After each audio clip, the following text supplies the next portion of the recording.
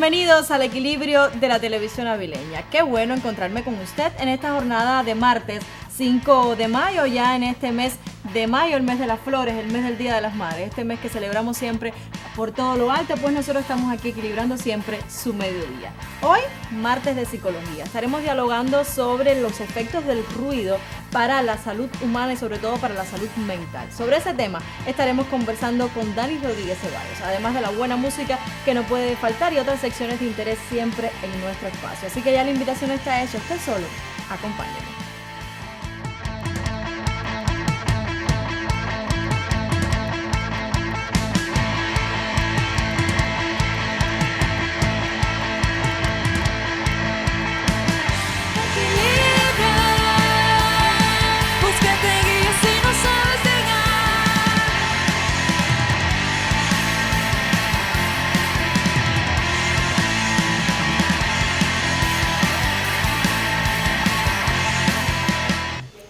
Martes de psicología y ya está a mi lado este amigo de casa, Dani Rodríguez Ceballos. Bienvenido al equilibrio de esta semana de martes. Un placer estar compartiendo siempre un espacio pensado para eso, para la salud mental y para lograr equilibrarnos un poquito. Dani, pero hoy el tema me llama un poco la atención porque vamos a hablar del ruido. Por tanto, la primera pregunta se impone, yo creo, de alguna manera. ¿Por qué hablar del ruido en una sección de psicología y precisamente también al terminar el mes de abril?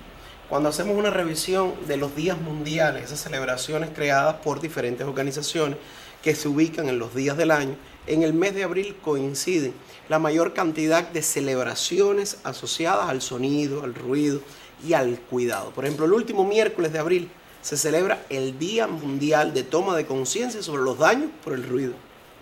Pero el 25 de abril es el Día Mundial de los Acuífonos. Estamos hablando de esa molestia que recibe una persona cuando que es por el funcionamiento, por el propio funcionamiento del oído y que interrumpe cada uno de los procesos auditivos.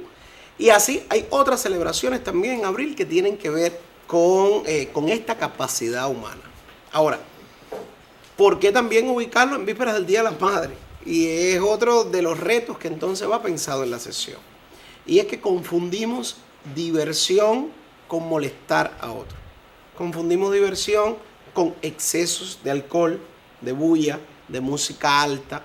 Y hay un precio que se paga en la salud colectiva y en la individual cuando nosotros utilizamos música alta, cuando pasamos los límites, cuando se vuelve ruido lo que estamos escuchando. Y vuelvo otra vez a esa palabra de los límites y la importancia entonces de tenerlos claros, Dani. Ahí entonces está en el concepto de límites los diferentes factores que deben actuar en función de evitar el daño por ruido a la salud individual y colectiva. Daños que nosotros vamos a centrar en el daño relacionado principalmente con el funcionamiento psíquico. Por ejemplo, raras veces una persona es capaz de reconocer que un tipo específico de música sostenido por más de una hora puede provocar ansiedad. O un tipo específico de música a altos niveles y sostenido por una hora puede provocar depresión. Incluso hasta esa música que todos hallamos bonita. Está demostrado que iniciar el día poniendo música romántica que habla de desprecio, de despecho, de desamor, puede generar al cierre del día un estado de depresión o una crisis de funcionamiento asociada a la tristeza. Y eso, porque además estamos hablando del primer receptor activo del ser humano. Y cuando digo esto, los que somos muy visuales entramos en contradicción, pero está demostrado que el bebé escucha desde el vientre materno los sonidos exteriores. Por eso es que las personas dicen, ay, el niño recién nacido se calma cuando escucha a la mamá, porque esa es la voz que está adaptada. O incluso sucede que se pone música que el bebé escuchó mientras estaba en la barriga de mamá y busca ese sonido. Y las personas dicen, ¿por qué lo hace? Porque es que ahí percibe. Pero además cuando sale, lo primero que percibe es el mundo auditivo y después entonces llega a lo visual a diferencia de segundos. Y entonces podemos decir que muchas veces el llanto del bebé está asociado por ese proceso de impacto sonoro más que lumínico. Pues ya usted ve, más que justificado entonces el tema de hoy para el segmento ya específico de psicología, pero siempre me gusta tener este adelanto en el espacio de equilibrio. Dani, yo te invito a hacer una pausa y además ver un material audiovisual de nuestros archivos a propósito de que ayer 4 de mayo estuvimos recordando la batalla de Casinga.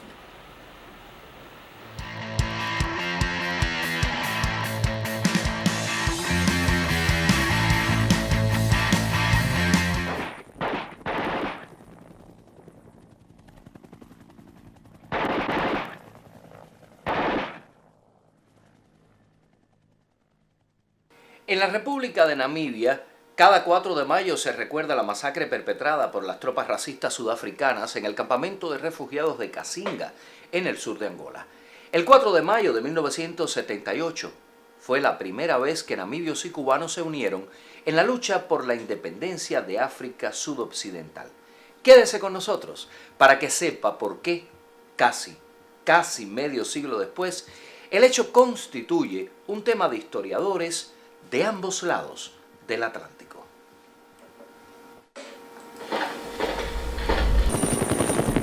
En las primeras horas de la mañana del 4 de mayo de 1978, se produjo un desembarco aéreo de tropas sudafricanas sobre Casinga, un campamento de namibios en la provincia de Huila, al sur de Angola, a 250 kilómetros de la frontera con Namibia.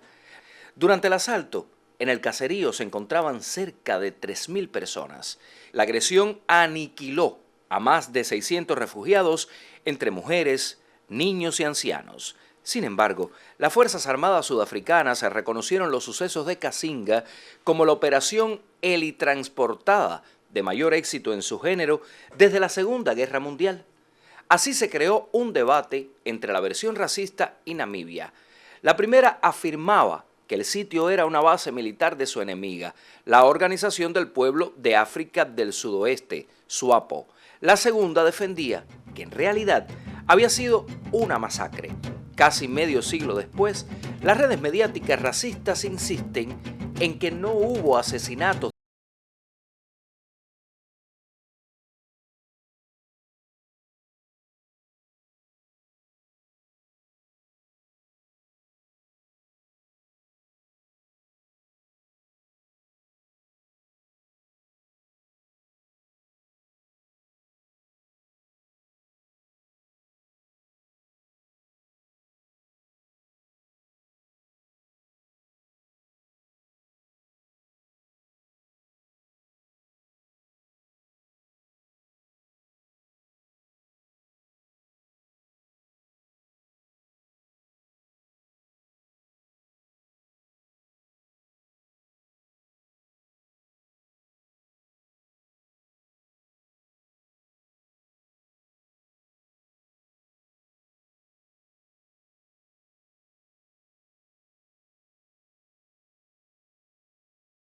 Un lugar que había sido abandonado por los portugueses. Recordemos que ellos eran colonia de Portugal y al comenzar la descolonización, pues entonces muchos retornaron a sus países.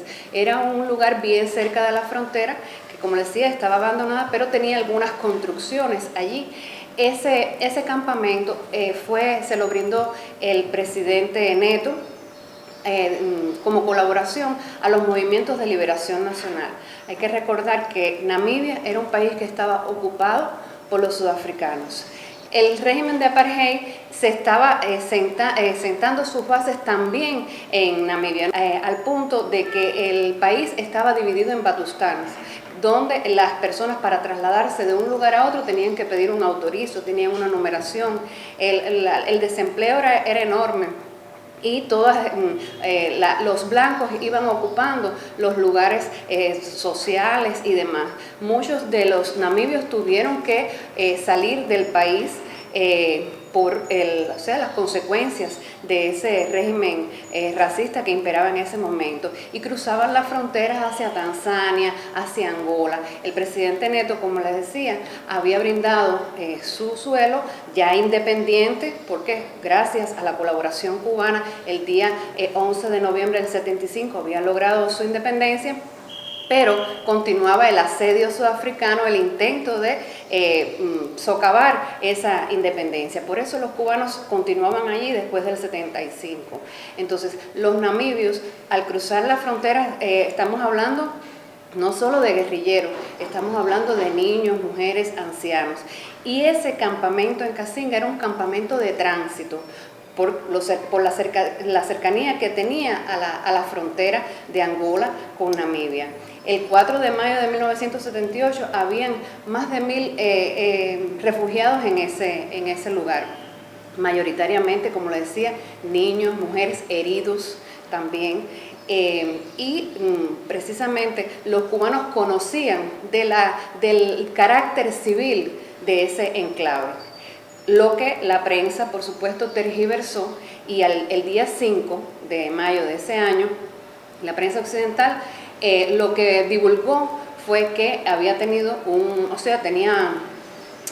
estaban valorando en los medios esa acción como un ataque exitoso contra la SWAPO, contra los guerrilleros de la SWAPO, que era el llamado plan, que era el ala militar de la SWAPO.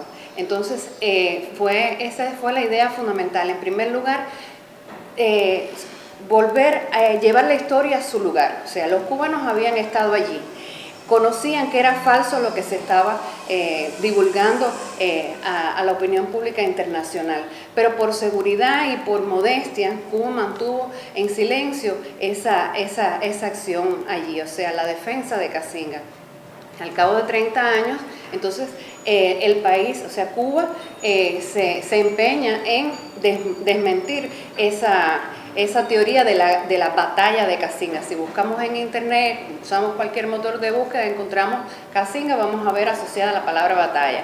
Y eso nos correspondía a nosotros, desmentir que no fue una batalla, fue un ataque sorpresivo, helitransportado contra civiles. Entonces, civiles que tenían muy poca defensa, por supuesto, que la masacre fue evidente, más de 600 vidas se perdieron allí, de civiles fundamentalmente. Entonces, ese fue el motivo fundamental, además de enaltecer el heroísmo con que los combatientes cubanos salieron a pecho descubierto, como dijo Fidel, a enfrentar esa aviación.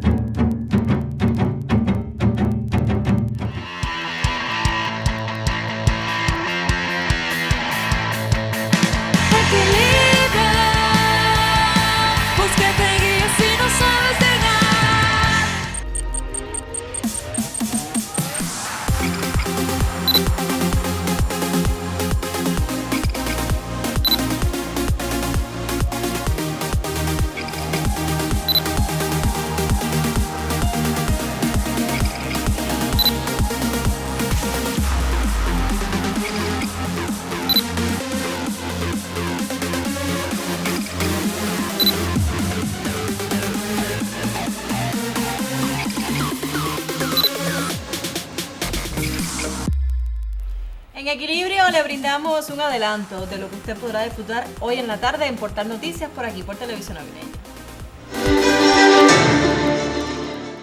Por segunda ocasión de manera consecutiva, el Ballet Contemporáneo de la provincia de Camagüey participa en la Jornada Internacional Danzar en Casa, desarrollada en predios avileños para reverenciar esta manifestación del arte y los modos de hacer desde un enfoque participativo. Este año ha superado nuestras expectativas, a pesar de no poder contar con compañías extranjeras.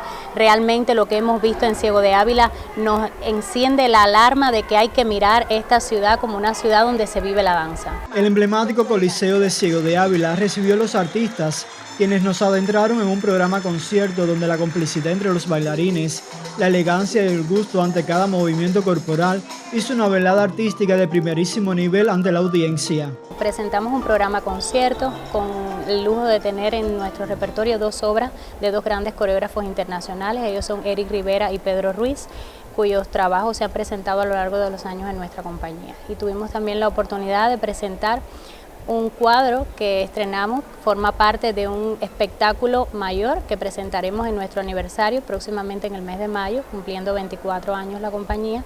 Y bueno, hemos tenido a bien traer este cuadro de Código Cuba, que por supuesto que es nuestra forma de celebrar la tradición, la danza, de celebrar aquella musicalidad hermosa de esos tiempos que Cuba vivió y que nuestra contemporaneidad necesita rescatar. 4 historias que muestran la versatilidad y entrega de cada artífice, con escenografías atractivas que marcaban cada paso y estilo propio de los bailarines, acompañados de una musicalización acertada, fue la propuesta cultural del Ballet Contemporáneo de Camagüey en tierra avileña y que bajo la dirección general y artística de Lisandra Gómez de la Torre, inundaron de virtuosismo y profesionalidad sobre las tablas, con el compromiso de regresar el próximo calendario y seguir bailando sobre la escena desde este certamen Danzar en Casa.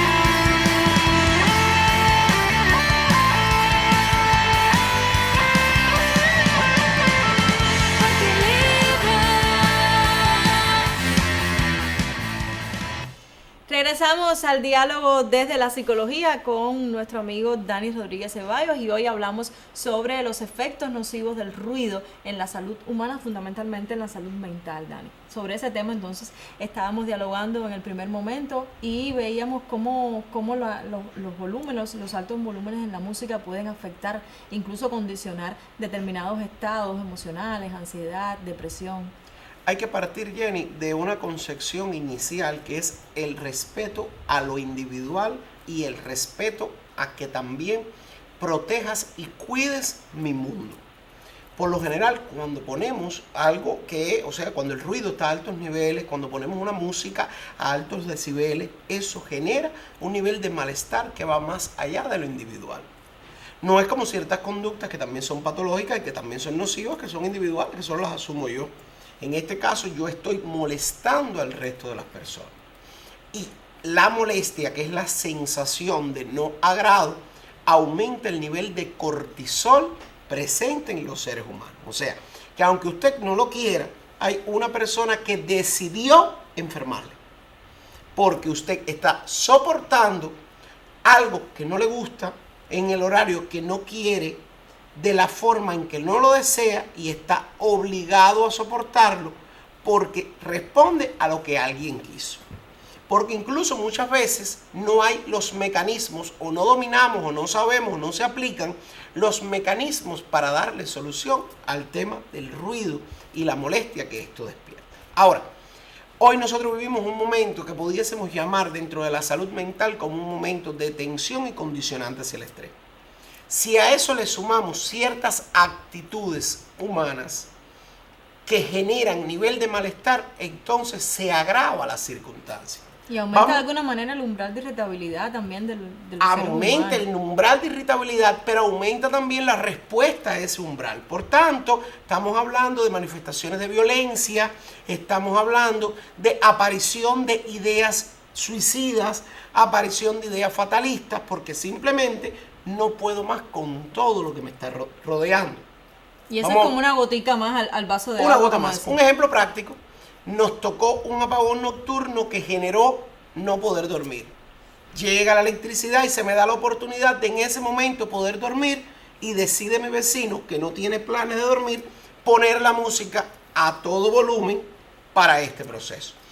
O esta música que se pone cuando se va la electricidad y aparecen los benditos baffles recargables, que además generan que las personas tengan que estar sometidas a esa música, porque simplemente no todo el mundo lo tiene para poder contrarrestar y poner la que a mí me gusta, y porque además se me da también en el contexto social, en un momento de silencio, acompañado de cada una de estas cuestiones. Hay una respuesta en ese umbral de irritabilidad, que es la llamada competencia. Y es cuando entonces comienza otra persona a poner música más alta para competir. Yo incluso he sido testigo de momentos donde una iglesia de tipo protestante entra en contradicción con un vecino que insiste en poner a Juan Gabriel o a Ana Gabriel. Y el momento que se vive por estar cerca de ambos es un momento que termina generando un nivel de malestar. Ahora, cortisol alto. Subió el cortisol por la molestia que me representa esa música, que está asociado a volumen, contenido y ritmo. ¿Qué quiere decir? Que cuando a mí me exponen a esas tres variables, comienzo yo o a disfrutar o a sufrir. Y al sufrir entonces aumenta el cortisol. Y con el cortisol la diabetes mellitus. Con el cortisol aumenta la posibilidad de la aparición del cáncer.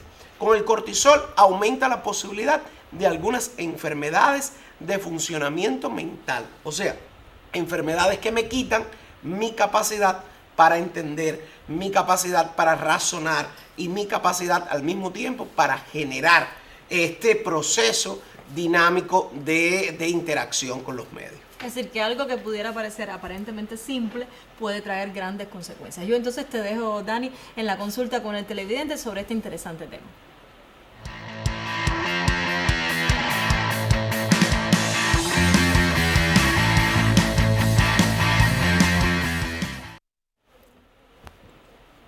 Respondemos a los eventos o a los estímulos externos de acuerdo a cómo nos sentimos en el momento. Eso es una verdad lógica y sabia de la psicología. Pero, ¿qué pasa si el malestar es sostenido? ¿Qué me obliga a tener que tolerar a ese adolescente, joven o adulto que en una motorina insiste a las 3 de la mañana en recordarme que existe una variante musical grotesca como puede ser el trap o el reggaetón? Y no estoy diciendo que los géneros sean el problema, sino ciertas expresiones de esos géneros, que es donde está realmente el daño a la salud.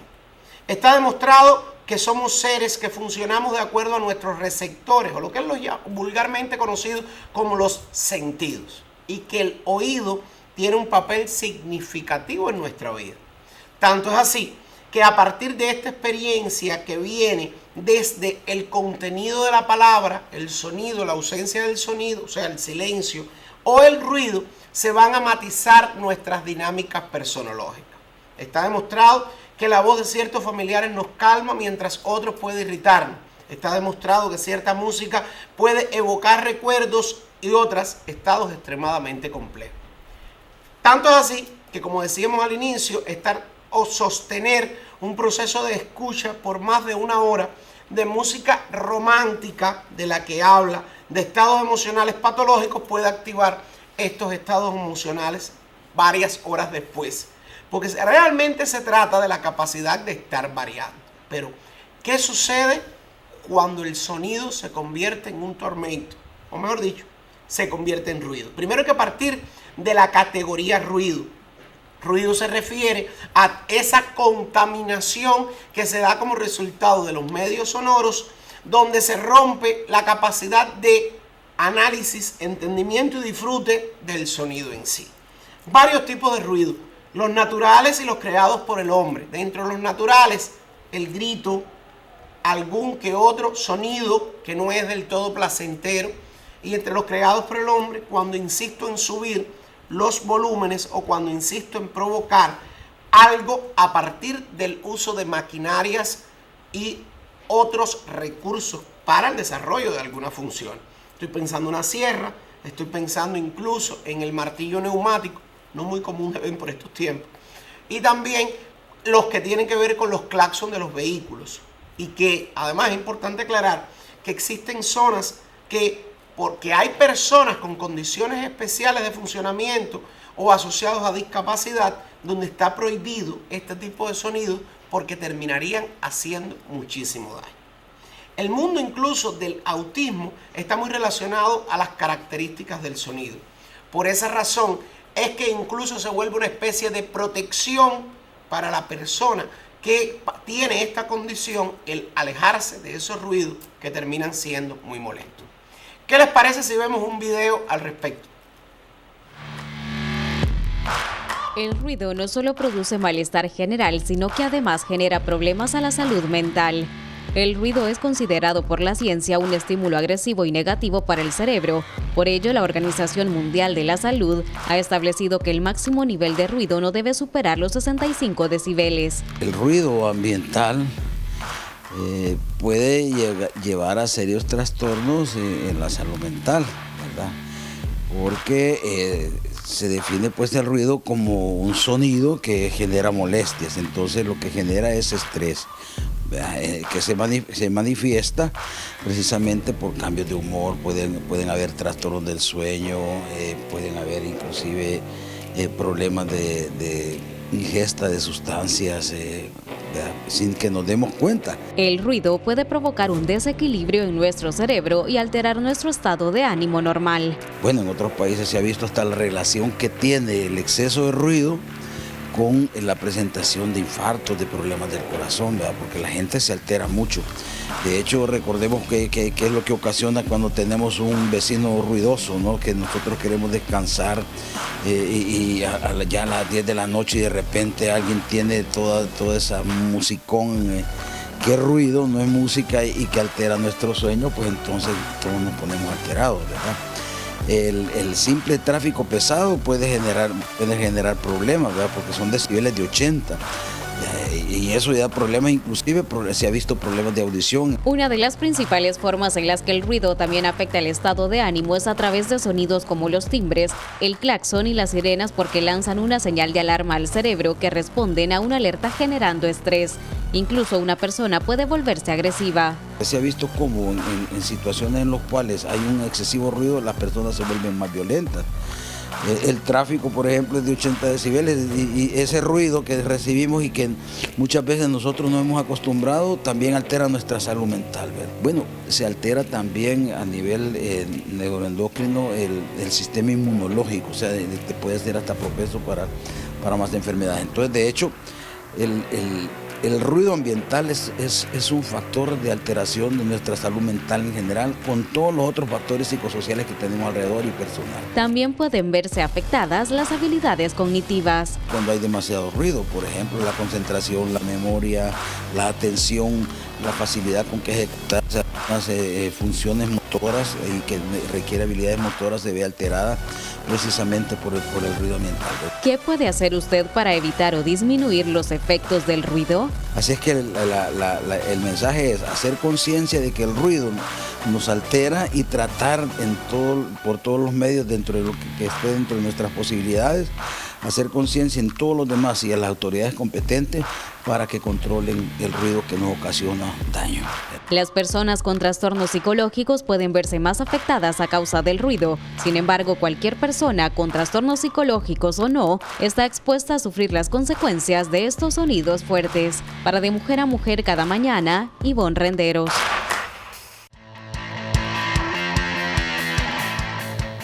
Pues sí, no es alarma del video que veíamos. Daña la salud mental. Está demostrado que la exposición al ruido provocado por ese vecino que insiste en poner su música a cualquier tono o en cualquier volumen puede provocar la aparición de enfermedades de funcionamiento psíquico como son las demencias, que también tienen una base orgánica, y pueden provocar la aparición de la ansiedad, de la depresión y del distrés, el llamado estrés malo. Todo eso como resultado además de estar atravesando una circunstancia que usted no puede cambiar. Está en su derecho en llamarlo, en llamarle la atención o establecer denuncias por los canales pertinentes. Ojalá tenga un final feliz cuando lleve a cabo esta acción. Pero yo creo que la esencia siempre estaría en el entrenamiento de las nuevas generaciones.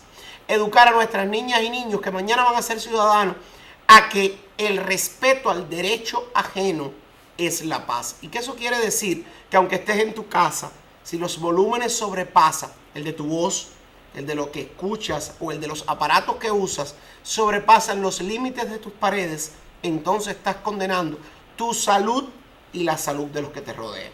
Ojalá las autoridades que tienen que ver con estos temas tomen la rienda para evitar que en esta sociedad, que ya de por sí tiene alguna que otra carga emocional compleja y algún que otro distrés, haya uno menos asociado a personas que simplemente no quieren entender que el silencio también nos funciona. Y qué bueno sería aprender a disfrutar del silencio como herramienta de lo humano.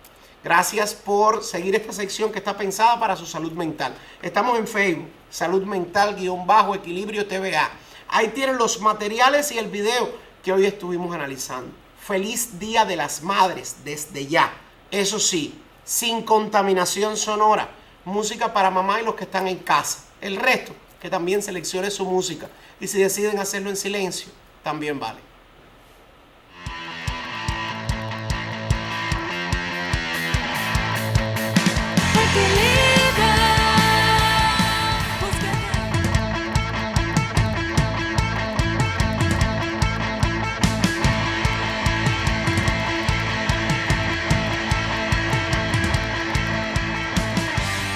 Así estamos llegando al final de este equilibrio de martes. A usted lo espero el próximo jueves. Hasta entonces, sonría, equilibre su vida y sea siempre muy feliz.